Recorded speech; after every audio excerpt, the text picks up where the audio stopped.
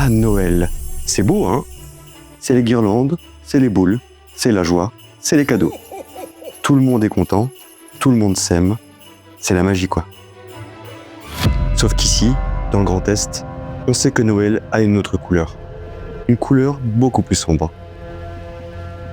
Oubliez les gentils petits Père Noël, et oubliez même le Père Fouettard avec son charbon. La vraie légende de Noël chez nous, c'est celle d'un chevalier fou, excommunié et cannibale. Il s'appelait Hans Trapp, et aujourd'hui, on voit pourquoi il continue de terroriser l'Alsace et la Moselle. Bienvenue dans les dossiers de l'ombre.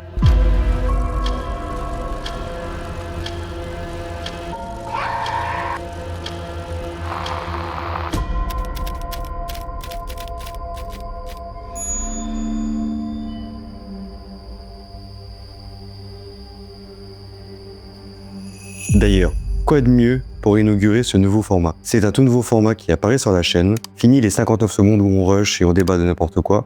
Maintenant on se pose, on prend le temps de parler du mystère. Et aujourd'hui, pour l'occasion, on aborde un sujet vachement sympa.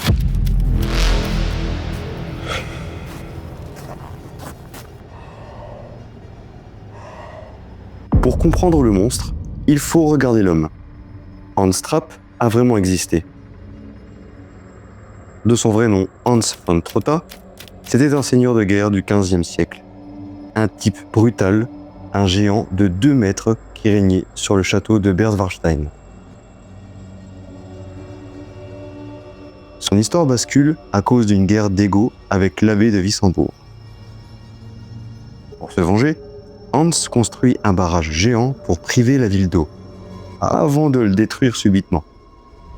Il n'était pas juste méchant, il était en guerre contre l'église. Pour se venger d'un abbé, il a carrément construit un barrage pour priver toute une ville d'eau. Et il l'a fait sauter pour créer une inondation catastrophique.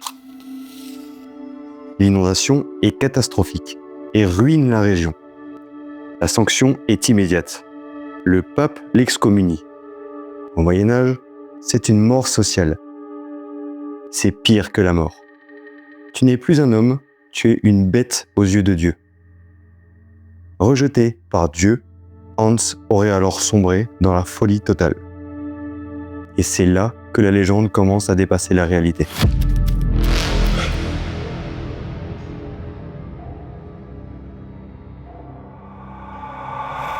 On raconte qu'il s'est réfugié vivant comme un animal, comme une bête féroce, avec une seule pensée en tête, goûter à la chair humaine.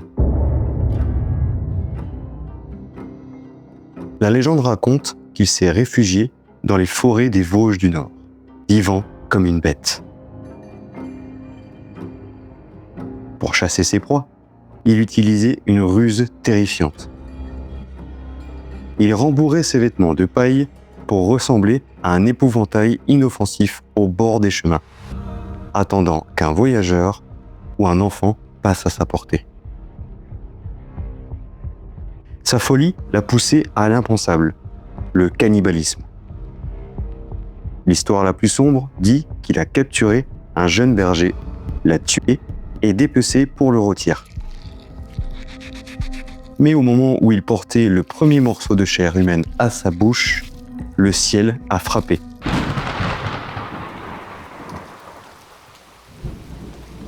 Un éclair l'a foudroyé sur place, mort instantanée, l'empêchant de commettre l'acte final.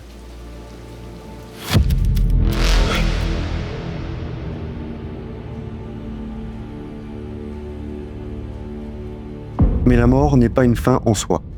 Sa punition est d'errer éternellement.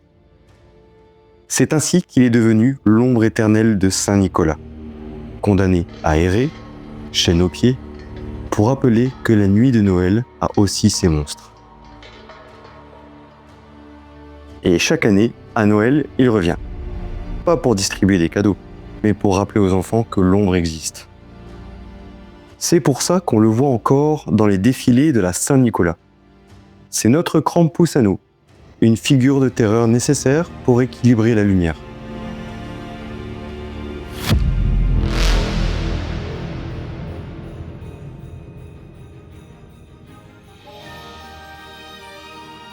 Alors ce soir, profitez de vos guirlandes et de vos boules, mais tendez l'oreille. Parce que si vous entendez un bruit lourd dans la forêt, c'est peut-être pas un renne. c'est peut-être juste Hans qui cherche son prochain repas.